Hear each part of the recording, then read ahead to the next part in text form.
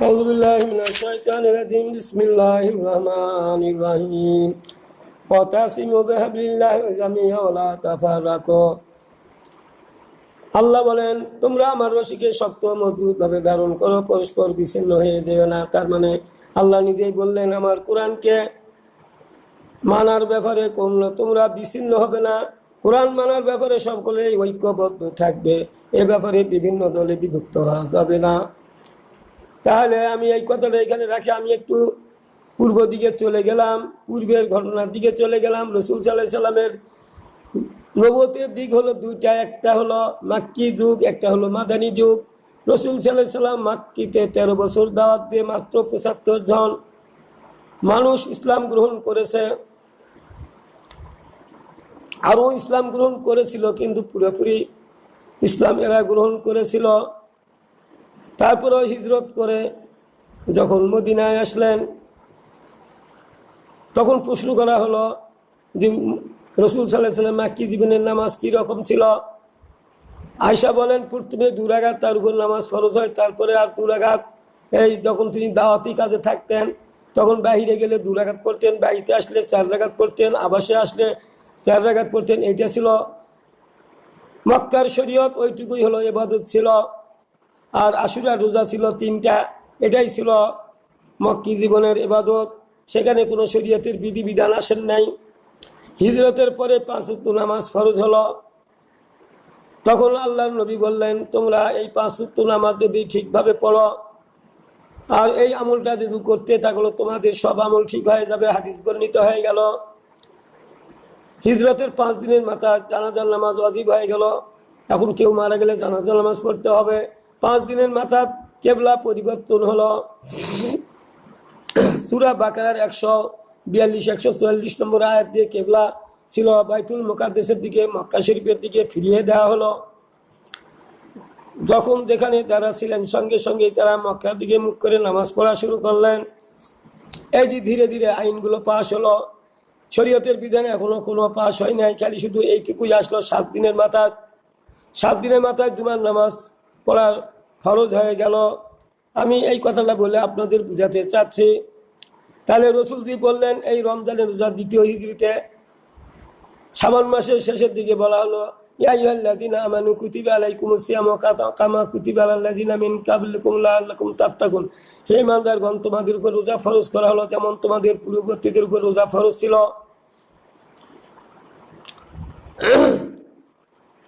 তাহলে এই কথা শুনে 30টা রোজার কথা শুনে মানুষেরা একটু কোসল মোসল করতেছে, বলতেছে, এ আল্লাহ নবী, আমরা তো আগে 3টা রোজা করলাম। রাসূল বলছে, হ্যাঁ, তো এখন কেন 30টা? ইন আত্তাবিউ ইল্লা মা ইউহা ইলাইয়া। রাসূল বলেন, আমি কি করব? আল্লাহ যা বলেন আমি তাই করছি। আগে এইভাবে বলা হয়েছিল, এখন এইভাবে বলা হচ্ছে যে এইভাবে করো। আল্লাহ যা বলছেন আমি তাই করছি, নিজের থেকে কিছু করি না। ভাইরা আমার, আমি আপনাদের কাছে এখন বুঝাতে চাচ্ছি যে আমরা যে এই যে নামাজ রোজা পর্যন্ত ইবাদত বন্দি করছি, আমি কওমি ভাইদের বলি, দেওবন্দ থেকে যারা আসেন, আপনাদের যারা এখন আসেন কওমিতে, আমি আপনাদের দোষ দিচ্ছি না, কারণ এটা পড়ার অভাবে, বুঝার অভাবে এটা হয়েছে। আর এটা সমস্যা হয়েছিল, তারা যে সিলেবাসটুকু করেছিল দেওবন্দ থেকে, সেইটুকু সিলেবাসের ভিত্তিতেই কওমি মাদ্রাসাগুলো গড়ে উঠছে। এইভাবে দাওয়াতি কাজ চালিয়ে যাচ্ছেন। নামাজ রোজার উপর দাওয়াত দিচ্ছেন, কিছু হজের উপর কথা বলছেন, আর শুধু দাওয়াত দেওয়া, কোরআন মুখস্থ করা, রোজা রাখা, এর উপরই আপনারা তালকিন দিচ্ছেন, এইটা করলেই জান্নাত হবে। এর বাহিরে আপনারা আসতে চান না। তারপরে আপনারা আমির নির্বাচিত করেন, আপনাদের মধ্যে আমির থাকে। আবার আল্লাহ আবার বলছেন, কুল ইন্না সালাতি ওয়া নুসুকি ওয়া মাহইয়া মামাতি লিল্লাহি রাব্বিল আলামিন। হে রাসূল, বলো, তোমাদের নামাজ, তোমাদের ইবাদত বন্দেগী, জীবন মরণ সব মহান প্রতিপালকের উদ্দেশ্যে আমরা সবাই এই কথাটা বলি। তাহলে সব আমাদের আল্লাহর জন্য, আমার নিজের বলতে কিছু নাই, সবই আল্লাহর দেওয়া দান। তাহলে আল্লাহ যা বলবেন আমাদের তাই করতে হবে আল্লাহর জন্য। যে আল্লাহ যে হুকুম আমাদের কাছে দিবেন সেই হুকুম আমাদের পালন করতে হবে, রাসূল যেভাবে পালন করেছেন। ইয়া আইয়ুহাল্লাযীনা আমানুত্তাকুল্লাহা হাক্কা তুকাতিহি ওয়া লা তামুতুন্না ইল্লা ওয়া আনতুম মুসলিমুন। হে ইমানদারগণ, আর যেভাবে আল্লাহকে ভয় করার দরকার সেইভাবে ভয় করো, আর পুরোপুরি ইমানদার না হয় কেউ মরিও না। তাহলে আল্লাহ বলে দিলেন তোমরা পুরোপুরি ইমানদার না হয় মরো না। তাহলে তার মানে হলো মদিনাতে আসার পরে ধীরে ধীরে শরীয়তের বিধিবিধানগুলো নাজিল হচ্ছে। আমি আপনাদের কাছে এখন বলতে চাই, আমিরদের কাজ কি? আমিরদের কাজ হলো ওয়াকাতিলহুম হাত্তা লা তাকুনা ফিতনাতুন ওয়া ইয়াকুনা দ্বীনু কুল্লুহু লিল্লাহ। তোমরা তাদের বিরুদ্ধে সংগ্রাম অব্যাহত রাখো, প্রচেষ্টা অব্যাহত রাখো, যুদ্ধ করতে থাকো যতক্ষণ না আল্লাহর জমিনে আল্লাহর আইনগুলো বাস্তবায়ন না হয়েছে, যতক্ষণ না ফিতনা ফাসাদ উচ্ছেদ হয়েছে, ততক্ষণ সংগ্রাম চালাতে হবে। এটা আমিরদের কাজ, এটা আল্লাহর হুকুম, এটা আমরের সিগা। তাহলে যারা আপনারা দেওবন্দ মাদ্রাসা কওমি হুজুরদের যারা আমির আছেন, আপনাদের কাজ কি? আপনাদের কাজ আছে যত রকমের দুনিয়াতে ফিতনা ফাসাদ আছে উচ্ছেদ করতে হবে এবং আল্লাহর বিধান আল্লাহর আইনগুলো বাস্তবায়ন করতে হবে। কিভাবে বাস্তবায়ন করতে হবে দেখেন,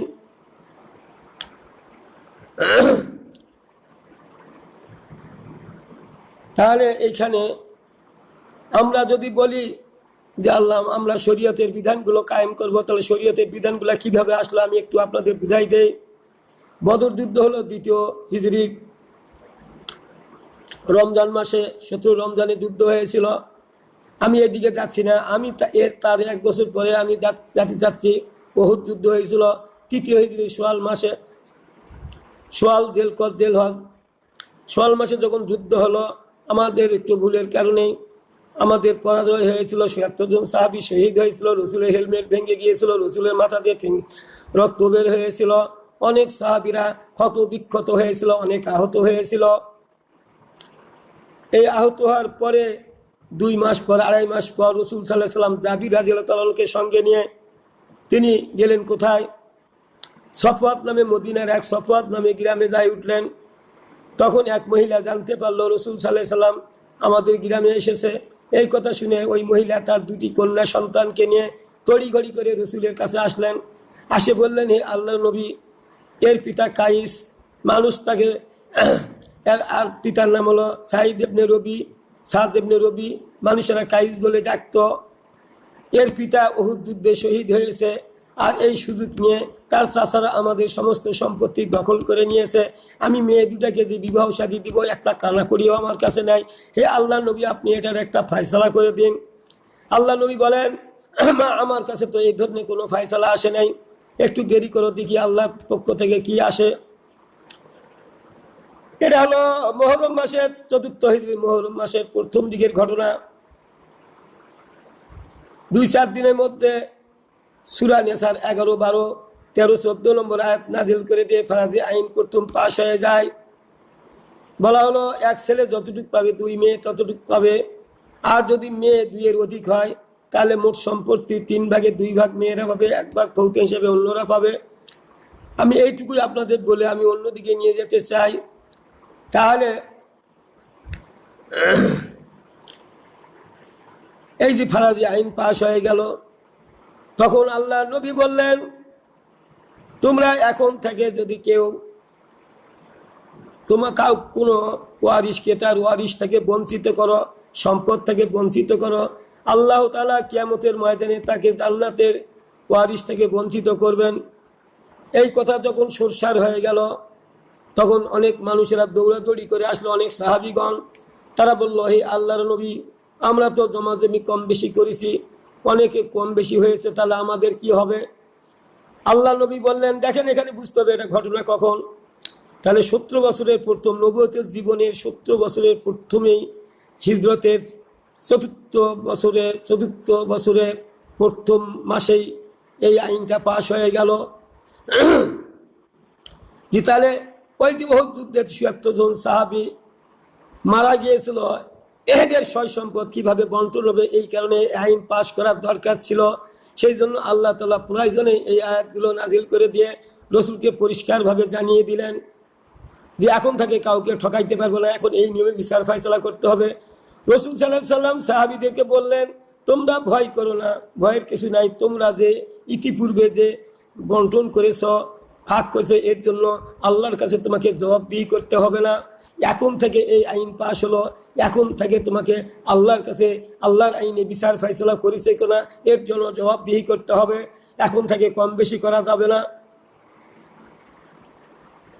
এখন আপনারা বুঝতে পারলেন তাহলে শরীয়তের বিধানগুলো একবারে আসে নাই, কোরআনটা একবারে নাজিল হয় নাই, ধীরে ধীরে শরীয়তের বিধানগুলো এসেছে। এখন আমি আপনাদের কাছে বুঝাতে চাচ্ছি এই কথাটা, আমরা এইভাবেই চোরের হাত কাটা আইন আসলো সপ্তমীতে, অসারিকু অসারিকা তো ফাক্তাউ আইদিহুমা জাযাআম কাসাবানা কালাম মিনাল্লাহি, পুরুষ কিংবা নারী চুরি করলে তার হাতটা কেটে দাও, এটা তাদের কৃত্য কর্মের ফল, এটাই আল্লাহ তাআলার আদর্শ দণ্ড। তাহলে রসুলজি বললেন ইনাত্তাবিউ ইল্লা মা ইয়া ইলাইয়া, রসুলজি বললেন আল্লাহ যা বলেন আমি তাই করি। তাহলে আল্লাহ জি বললেন চোরের হাত কেটে দাও, রসুল সাল্লাল্লাহু আলাইহি সাল্লাম চোরের হাত কেটে দিয়েছে কিনা? রসুল সাল্লাল্লাহু আলাইহি সাল্লাম চোরের হাত কেটে দিয়েছে। আমি এই ব্যাপারে আপনাদের কাছে আয়াতগুলো পরে আনতেছি, ওই হাদিস নম্বরগুলো আপনাদেরকে আমি দেওয়ার চেষ্টা করেছি। অনেক সময় আপনারা আমার ভিডিও যারা ধারাবাহিকভাবে শুনেন, আমি এইগুলা দিয়ে বলে দিয়েছি এবং এর হাদিসগুলো নম্বরও দিয়েছি। আজকের নম্বরটা আমি আপনারা দিতে পারতেছি না আপনাদের। এই আইন পাশ হওয়ার পরে একটা হাদিস আমি বলি আপনাদের সামনে, বলে অন্যদিকে যাব। মাখজুম গোত্রের একজন মহিলা চুরি করেছিল, সে ব্যক্তি হলো সম্ভ্রান্ত পরিবারের। ওই মহিলা তার আত্মীয় স্বজন আসে বলল মা আয়সাকে, মা আয়সা, একজন আমাদের গোত্রের মাখজুম গোত্রের একজন মহিলা ধনাঢ্য ব্যক্তি, সে চুরি করেছে, তো তার জন্য হাতটা যেন রসুল না কাটেন, আর এর বিনিময় হিসেবে অনেক ফিদিয়া দিবেন, অনেক অর্থদণ্ড দিবেন, তাও যেন তার হাতটা কাটা না হয়। আয়সা বললেন ঠিক আছে, রসুল আসলে আমি বলবো। তারপরে ইতিমধ্যে রসুল দরজাতে দাঁড়িয়েছিলেন, সব কথাগুলো শুনেছেন, ঢুকে সালাম দিয়ে ঢুকেই বলছেন হে আয়সা শোনো, আমার পূর্বে যে সমস্ত নবীরা এসেছিল তাদের কমদের ধ্বংসের কারণ হলো এইটা, যখন ধনী মানুষ চুরি করত তাদেরকে পয়সা করে নিয়ে ছেড়ে দিত, আর যদি কোনো গরিব মানুষ যদি চুরি করত তাহলে তাকে শাস্তি দিত। এই কারণে ওই জাতিগুলোকে আল্লাহ তাআলা ধ্বংস করেছেন। আমি শেষ নবী, আমাকে বারবার করে আল্লাহ হুঁশিয়ার করেছেন, আমি যা বলবো তুমি তাই করবে, এর একটুও কম বেশি করবে না, যা নিষেধ করছি তা মেনে চলবে। অতএব হে আয়সা তুমি শোনো, আমার মেয়ে যদি ফাতেমা চুরি করত আমি তার হাত কেটে দিতাম। হে আয়সা শোনো, আমার মেয়ে ফাতেমা যদি চুরি করত আমি তার হাতটা কেটে দিতাম। তাহলে আর কি প্রশ্নের জবাব বাকি আছে? তাহলে মাখজুম গোত্রের ওই মহিলার হাত কাটা কি হবে না? নিশ্চয় হবে, কোনো মাপ নেই। তো হয়েছে, আমি এখান থেকে আপনাদের বুঝাতে চাচ্ছি যে ভাই, আপনারা দেওবন্দ থেকে যে সমস্ত ভাইরা আপনারা এক করতেছেন, এখন আমি আগে কিন্তু এটা বুঝি নাই, এখন কিছু আলেম, কম ঘরানার আলেমেরা কিছু এখন কত তত্ত্ব আমাদের কাছে পেশ করছেন যে দেওবন্দেরা রসুলের রাজনীতি জীবনকে বাদ দিয়ে শুধুমাত্র নামাজ, নৈতিকতা শিক্ষা দিয়ে এই সিলেবাস তৈরি করেছে। এই সিলেবাসের মাধ্যমেই আমরা পড়ে আসতেছি, অতীতে পড়ে আসছে, এখনো পড়ে যাচ্ছে, ভবিষ্যতে হতে যাবে, এর বাইরে তারা যেতে চায় না। তো এখন এর বাইরে যদি আপনারা না যান তাহলে এই আয়াতগুলা কি অমান্য করা হলো না? যদি চোরের হাত কাটে দিচ্ছেন না আপনারা, এটা কি অমান্য করা হলো না? জেনা করলে তার শাস্তি দিতে হবে, আপনারা যে এই কাজটা করলেন না এর জন্য ওই রসুলের হুকুম অমান্য করা হলো না? আল্লাহ নিজেই বললেন মাইতু রসুল্লাহ ফাকাদ আতা আল্লাহ, যারা আমার রসুলের কর্মকাণ্ড করে তারা তো আমার কর্মকাণ্ডই করে। কুল ইন কুনতুম তুহিব্বুনাল্লাহ ফাত্তাবিউনি ইউহিব্বুকুম ইয়াগফির লাকুম যুনুবাকুম আল্লাহু গফুরুর রহিম। হে রসুল তুমি বলে দাও তোমার উম্মতদেরকে, তারা যদি আমাকে ভালোবাসে তাহলে তারা যেন, হে রসুল তোমার কর্মকাণ্ডের অনুসরণ করে, তাহলে আমি আল্লাহ তাদের ভালোবাসবো, গুনাহ খাতাগুলো মাফ করব। তা আল্লাহ রসুলকে শর্ত দিয়ে দিলেন, হে রসুল তোমার কওমদের বলে দাও, তোমার উম্মতদের বলে দাও, তারা যেন তোমার হুকুম আহকাম মেনে চলে, তাহলে আমি আল্লাহ তাদের ভালোবাসবো, গুনাহ খাতাগুলো মাফ করব। তাহলে এই আয়াত থেকে কি জানা গেল? রসুল যা করবে আমাদের তাই করতে হবে। তো কম আলেমদের ভাইদের আমি বলি, আপনারা তো রসুল যা করছে তা করেন না, আপনারা চারটা ভাগে ভাগ করেছেন এই রসুলের শরীয়তকে, একটা হুকুম মানছেন, অনেকগুলোকে আপনারা বাদ দিয়েছেন। তাহলে কিছু মানবেন কিছু মানবেন না, তাহলে কি হবে বলেন? কিছু মানবেন আর কিছু মানবেন না, তাহলে তো হবে না। তাহলে আপনাদের ইমানটা থাকে কোথায়? রসুল তা আল্লাহ বলছেন তাই করেছেন। রসুলের কর্মকাণ্ডের সঙ্গে কর্মকাণ্ড না মিলালে আল্লাহ তো গুনাহ খাতা মাফ করবে না। আবার আল্লাহ অন্য জায়গায় বলছেন, ওমা আতাকুমুর রাসূলু ফাখুযুহু ওমা আনহু ফামা তানফাহু আনহু ফান্তাহু। এখানে বলা হচ্ছে যে আমার রসুল যা দেয় তা তোমরা গ্রহণ করো, যা থেকে নিষেধ করে তা থেকে বিরত থাকো। মানে আল্লাহ বলতে চাচ্ছেন আল্লাহ যা নির্দেশ করছেন তা তোমরা, রসুল যা নির্দেশ করছে তা তোমরা মেনে চলো, যা রসুল যা নিষেধ করছে তা থেকে বিরত থাকো। তাহলে আল্লাহ যখন বলেছেন যে আমার রসুল যা দেয় তা গ্রহণ করো, কওমি ভাইরা রাগ করবেন না। ওমা আলাইনা ইল্লাল বালাগুল মুবিন, স্পষ্টভাবে প্রচার করাই আমাদের দায়িত্ব। ওয়া ইন্নামা আনা নাযিরুম মুবিন, আর রসুলগণের দায়িত্ব ছিল স্পষ্টভাবে প্রচার করা, তাই রসুলগণ আমাদের সামনে স্পষ্ট বর্ণনা করেছেন। আমি আপনাদের কাছে বুঝাতে চাচ্ছি যে আপনারা তো আমিরে উমরা হয়ে আছেন, আপনারা তো ওরাসাতুল আম্বিয়া দাবি করেন, তাহলে আপনারা কেন আমাদের কাছে এই কথাগুলা বলছেন না? চুরি করলে হাত কাটি দিতে হবে, জেনা করলে সঙ্গে সার করতে হবে, সুদ ঘুষ খাওয়া যাবে না, মদ ব্যভিচারী চাঁদাবাজি ধান্দাবাজি কারো হক নষ্ট করা যাবে না। তো আপনারা এই কথাগুলো আমাদের কাছে বলেন না কেন? বরং আমরা আপনাদের দেওবন্দের এক গ্রুপের কথা 12 দলে বিভক্ত হয়েছে।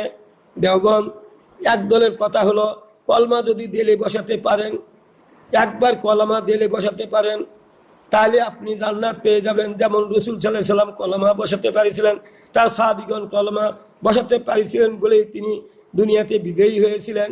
এইরকমভাবে কলমা আমাদেরকে বসাতে হবে। ভাইরা আমার, আমি আপনাদের কাছে বুঝাতে চাই কলমা কিভাবে দিলে বসাতে হবে আমরা তো বুঝি না। কলমা তো ওই দিলে বসার তো জিনিস না। কলমা তো নিজে বুঝে সেইভাবে কাজ করা, সেইভাবে মানুষকে দাওয়াত দেওয়া, সেইভাবে চলা, সেইভাবে আল্লাহকে মানা, এটার নামই তো হলো আমল। আপনি কি দিলে বসাবেন? আপনি কি দিলে বসাবেন? দিলে বসাবেন কলমা কিভাবে দিলে সেট করবেন? কলমা সেট করা কথাটা হলো এইভাবে নয়, কর্মের মাধ্যমে সেট করতে হবে, কর্মের মাধ্যমে বাস্তবায়ন করতে হবে কলেমা। আমি আপনাদের কাছে প্রশ্ন রাখি যে কলেমা দিলে বসাতে পারলেই তাহলে তো রসুল কলেমা, আপনারাই বলছেন রসুল কলেমা দিলে বসাতে পেরেছিলেন বলেই তিনি সাকসেসফুল হয়েছেন, আপনারাই বলতেছেন। তাহলে রসুল সাল্লাল্লাহু আলাইহি সাল্লাম কলমা বসাতে পারিছিলেন বলেই তো যুদ্ধ জেহাদ করছেন, অন্যায়ের বিরুদ্ধে সংগ্রাম করছেন, লড়াই করছেন, অনেক সাহাবী লড়াই করছে, শহীদ বরণ হয়েছে, রক্ত শরীর থেকে রক্ত ঝরিয়েছেন, আল্লাহর জমিনে আল্লাহর আইনগুলো বাস্তবায়ন করেছেন। তাহলে আপনাদের কলেমা এখনো বসাতে পারলেন না কেন? আপনারা কলেমা বসাতে পারলেন না কেন? কিন্তু আমি যেটা মনে করি আপনারা দিলে কলেমা বসাতে পারেন নাই এই কারণে, যেহেতু আপনারা সিলেবাসে রসুলের এই মাদানী জিন্দিগির এই অংশটা বাদ দিয়েছেন, যার ফলে আপনারা কলেমাকে অন্যভাবে বসাতে চেষ্টা করছেন। কিন্তু ওইভাবে তো আল্লাহর দিন কায়েম হবে না, এইভাবে তো আল্লাহর জমিনে আল্লাহর আইন বাস্তবায়ন হবে না। চোরের হাত কাটা যাবে না, জেনার সঙ্গে সার করা যাবে না, কেসাস করা যাবে না, অন্যায় প্রতিবাদ করা যাবে না, কিচ্ছু যাবে না। দাওয়াত দিবেন, দাওয়াতে কোনো ফল আসবে না। রসুল সাল্লাল্লাহু আলাইহি সাল্লাম দেখেন দাওয়াত 13 বছর দাওয়াত দিয়ে যখন 75 জন আসলো, তারপরে দ্বিতীয় হিজরির সময় 350 জন, তারপরে বহুত যুদ্ধের সময় আসলো 700 জন মুসলমান, খাঁটি মুসলমান হলো। 1000-এর মধ্যে 300 তো মুনাফিক হয়ে ঘুরে গেল। তাহলে অষ্টম হিজরির পরে 10,000 লোক ঈমান গ্রহণ করেছিল। আর হুদাইবিয়া সন্ধির সময় মাত্র ছিল স্মরণ হচ্ছে না, তো কম ছিল, যাক মক্কা বিজয়ের পরে 10,000 লোক, অষ্টম হিজরির পরে 10,000 লোক ঈমান এনেছিল। তো এগুলা কি এমনি হয়েছিল? যখন যুদ্ধ জিহাদ করে যখন মুসলমানদের বিজয়ী হতে থাকলো, তখন দলে দলে লোক ইসলামে দাখিল হতে থাকলে এত দাওয়াত দেওয়ার প্রয়োজন হয় নাই। দলে দলে লোক ইসলাম গ্রহণ করেছে, এত দরকার হয় নাই। ওইভাবে দাওয়াত দেওয়া দরকার হয় না। আপনারা এইভাবে দাওয়াত দিয়ে কোনোদিন সব মানুষগুলোকে আনতে পারবেন না। যদিও আনতে পারবেন, তাদের মস্তিষ্ক এই হবে, নামাজ রোজা সবই করবে, আল্লাহর বিধানগুলো মানবে না, আল্লাহর আইনগুলো মানবে না, চোরের হাত কাটি দিবে না, অন্যায় অনাচার বন্ধ করবে না, অন্যায় দেখলে বাধা দিবে না। আপনারা চিরদিন দাওয়াত দিয়ে যান, কোনোদিন তারা এই কাজগুলা করবে না, কারণ আপনাদের তো সিলেবাসে এই কথাগুলা ঢুকানো নাই। এর জন্য আমি একটা সূরা বাইয়িনাতের 4 নম্বর আয়াত আপনাদের শোনায় দেই। এর আরো অনেকগুলো আয়াত আছে। ওমা তাফারাকাল্লাযীনা উতুল কিতাবা ইল্লা মিন বাদি মা জাআতুহুমুল বায়িনা, যাহাদিকে কিতাব দেওয়া হয়েছিল তাহারা তো বিভক্ত হইল তাহাদের নিকট সুস্পষ্ট প্রমাণ থাকার পরও।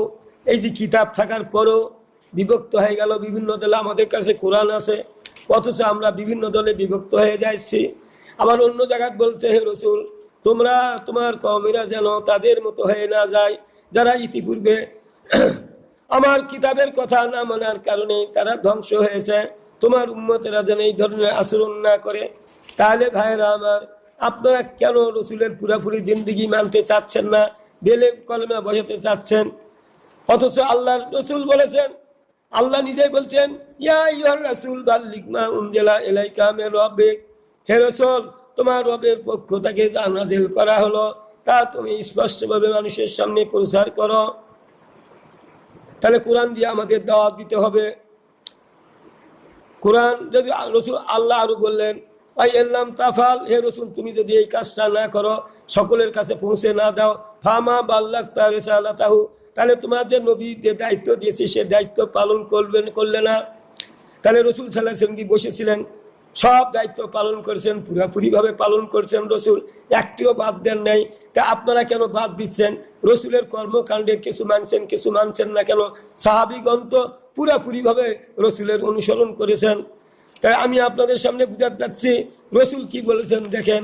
আল্লাহই বলে নাই যে তোমরা রসুলের কাজকর্ম করলে গুনাহ খাতা মাফ করবেন, এটা শুধু আল্লাহই বলে নাই, রসুলও বলেছেন। এবং রসুলের আনুগত্য করলে আল্লাহ গুনাহ খাতা মাফ করবে, রসুলও এই কথা বলেছেন। দেখেন, আনাবি হুরায়রা ওয়ালা করা রাসূলুল্লাহ সাল্লাল্লাহু আলাইহি সাল্লাম মান আতানি ফাকাদ আতা আল্লাহ, যারা রসুলের কর্মকাণ্ড করে তারা তো আল্লাহর কর্মকাণ্ড করে। ওয়ামান আসানি ফাকাদ আসা আল্লাহ, যারা রসুলের কর্মকাণ্ড অমান্য করে তারা তো আল্লাহর হুকুম অমান্য করে। ওয়ামান ইউতিল আমিরা ফাকাদ আতানি, আর যারা নিযুক্ত রসুলের নিযুক্ত আমিরের আনুগত্য করলো তারা তো রসুলের আনুগত্য করলো। ওয়ামান ইয়াসিল আমিরা ফাকাদ আসানি, যারা আল্লাহ নিযুক্ত আমিরের হুকুম অমান্য করলো তারা রসুলকেই অমান্য করলো। তাহলে তাহলে কি করবেন এখন? এই দেখেন, রসুলের তারা আনুগত্য করতে, আপনারা তো রসুলের পুরোপুরি আনুগত্য করছেন না ভাই। আপনারা পুরোপুরি কোরআনটা খুলে দেখেন না, হাদিসগুলো পড়েন, আপনারা পুরোপুরি আনুগত্য করছেন না। রসুল শুধু নামাজ আদায় করছেন না যুদ্ধ জিহাদ করছেন?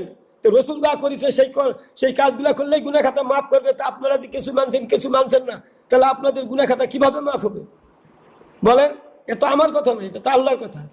আপনার রসুলের কর্মকাণ্ড সব না মানলে আপনার গুনাহ খাতা মাফ হবে না। তো আপনি যতই মাফ চান এক করেন, এটা তো হবে না রে ভাই। এটা তো আপনাদের বুঝতে হবে জিনিসগুলো। আমি আপনাদের কাছে বুঝাতে চাচ্ছি এই কথাটা যে আল্লাহ রসুল যা করছে তাই তো আমাদের করতে হবে। তা আপনারা যদি তা করেন না, তারপরে আপনারা নিজেকে খাঁটি ইমানদার বলে দাবি করছেন। আপনারা যে হাফেজ বানাচ্ছেন, তো হাফেজগুলোও যদি এই আইনগুলো না মানে তাহলে কি হবে? কিছু মানবেন কিছু মানবেন না, এটা হবে? আর এই আয়াতগুলো যখন তাদের সামনে পড়ানো হয়, বলা হয় তাহলে আমাদের জন্য নেই, এলো অন্য অন্য নবীদের জন্য, এলো আমাদের জন্য নয়। এই কথা বলার অধিকার আপনার কে দিল? কে বলছে? যত কোরআনের মধ্যে যত কথা এসেছে সব আমাদের জন্য। অনেক ইতিহাস, নবীদের ইতিহাস তুলে ধরা হয়েছে। কি কারণে? তাদের নবীদের ইতিহাসগুলো তুলে ধরা হয়েছে এই কারণে, তাদের যে কম ছিল ওই নবীদের, সেই নবীদের কমেরা রসুলের আইনত কিতাবের হুকুম হাকাম না মানার কারণে ধ্বংস হয়েছে। এই জন্য ওই কথাগুলা কোরআনে নিয়ে এসে আল্লাহ রসুলকে বোঝানোর চেষ্টা করছেন, হে রসুল, তোমার উম্মতেরা যেন তাদের মতো হয়ে না যায়। যদি তারাও যদি তাদের মতো হয় তাহলে তোমরা ওই ধরনের পাপে শাস্তিতে এক হবে।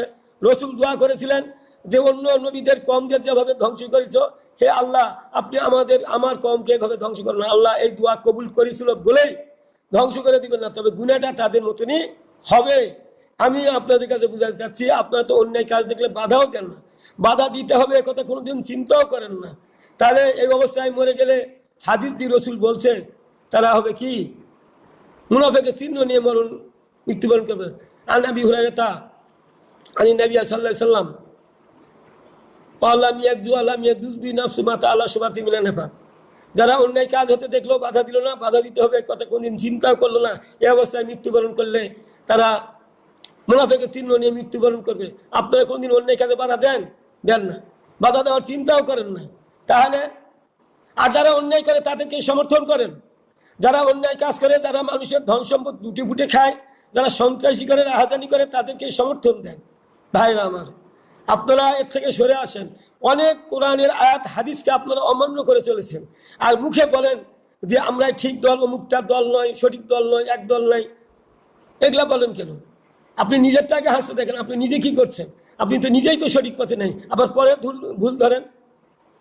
আর যারা সঠিক কাজটা করছে তারা কিন্তু আপনাদের গালায় না। এটাই তো ইসলামের এক। রসুল সাল্লাল্লাহু আলাইহি সাল্লামকে কেউ গালালেও রসুল সাল্লাল্লাহু আলাইহি সাল্লাম সহজে কাউকে গালি দিতেন না, কাউকে অপমান করতেন না, ধৈর্যশীল ছিলেন। যারা সঠিক পথ, রসুলের পথটা নিয়ে যারা চলছে, সব আইনগুলো পাশ করার জন্য যারা চেষ্টা করছে, তাদেরকে যে আপনারা গালাচ্ছেন, তারা তো আপনাদের একদিনও আমি গালি শুনি নাই, বরং একতরফাভাবে গালি দিয়ে যাচ্ছেন। তাহলে আপনার দলকেই ঠিক। যারা পূর্ণাঙ্গভাবে দাওয়াত দিচ্ছে, এটাই তো রসুলের পথ। রসুল যেভাবে দাওয়াত দিচ্ছে, যেভাবে ধৈর্য ধারণ করেছে, সেইভাবে তো তারা দাওয়াত দিয়ে যাচ্ছে। এই জন্য আপনার এই দাওয়াত ভুল, আপনাদের এই দাওয়াত সঠিক না। আপনারা তাই একদিন আমি শুনলাম যে কওমি ঘটনার এক আলেম বলতেছে যে মওদুদি সাহেবের সিলেবাস কওমি মাদ্রাসায় ঢুকাতে হবে, না হলে গুমরা হয়ে যাবে এরা। মওদুদি সাহেবের সিলেবাস, তার বইগুলো, এগুলা পড়ানো হবে, একে কওমি মাদ্রাসায় পড়ান, নাহলে সব গুমরা হয়ে পড়বে, সব ভুল পথে চলবে, আল্লাহর পথ বাদ দিয়ে নিজের খেয়াল খুশি অনুসরণ করে চলবে। আমি এটা তো নিজে শুনলাম, সেই জন্য আমি বলতেছি যে তো তারা তো ঠিকই বলছে, তারা আগে জানতো না, আপনাদের জানতে দেওয়া হয়নি, খালি বিরোধিতা করে গেছেন, সত্য উদ্ঘাটন করেন নাই। একজনা বলেছে যে ওটা ঠিক নয়, বড় আলেম দিনা ওটা ঠিক নয়, আর আপনারা ওই কথা শুনে আপনার ঠিক নয়, কেউ তো পড়ে দেখেন না, জাস্টিফাই করেন না। জাস্টিফাই এখন তারা করবা ধরেছে। কওমির হুজুরেরা এখন যারা ছেলে সন্তানরা যারা বিভিন্ন কলেজ ভার্সিটিতে যারা পড়ছে, তারা এখন এরা চর্চা করছে, তারা পড়ার চিন্তা করছে যে আসলে তারা ভুল করেছে না কি করছে। পড়ে দেখে যে না, মওদুদি সাহেব তো ঠিক আছে, মওদুদি সাহেবের তো কোনো ভুল নাই, বরং আমাদের আকাবিরাই ভুল করেছে। উনি বুঝাতে চাচ্ছেন বরং আমাদের আকাবিরাই আমাদেরকে ভুল পথে পরিচালিত করেছে। ভাইরা আমার, আমি আপনাদের কাছে আজকে যে ভিডিওটা দিলাম, আপনারা এটাকে সাবস্ক্রাইব, শেয়ার করে দিবেন, কমেন্ট করবেন। আপনারা সব পাবেন, আমিও সব পাবো। কোরআন হাদিস থেকে কথা বলা হয়েছে, বাহির থেকে কোনো কথা বলা হয়নি। হ্যাঁ আমার, আল্লাহ নবী যা করছে আমাদের তাই করতে হবে, আর তাই করলে আমাদের জান্নাত সুনিশ্চিত। আল্লাহ নিজেই বলেছেন, আল্লাহ নিজেই বলেছেন। আর আল্লাহ বলছেন যে আল্লাহ তাদেরকে ভালোবাসেন, ইন্নাল্লাহু হিব্বুল্লাযিনা ইউকাতিলুনা ফি সাবিলি সাফান কান্নাহুম বুনিয়ানুম মারসুস। আল্লাহ বলছেন নিশ্চয় আমি তাদেরকে ভালোবাসি, যারা অন্যায়ের বিরুদ্ধে লড়াই করে, জান মাল দিয়ে সীসা ঢালা প্রাচীরের মতো আমি তাদেরকে ভালোবাসি। তা আপনারা লড়াই করেন না, কিছু করেন না, আল্লাহ তো আপনাদের ভালোবাসে না। যারা লড়াই, যুদ্ধ, জিহাদ করে এদের তো ভালোবাসে, আর আপনারা তাদেরকে ভালোবাসেন না। আল্লাহ তাদের ভালোবাসে, তাদেরকে আপনারা ভালোবাসেন না। আপনাদের ইমানটা কোথায় আছে বলেন?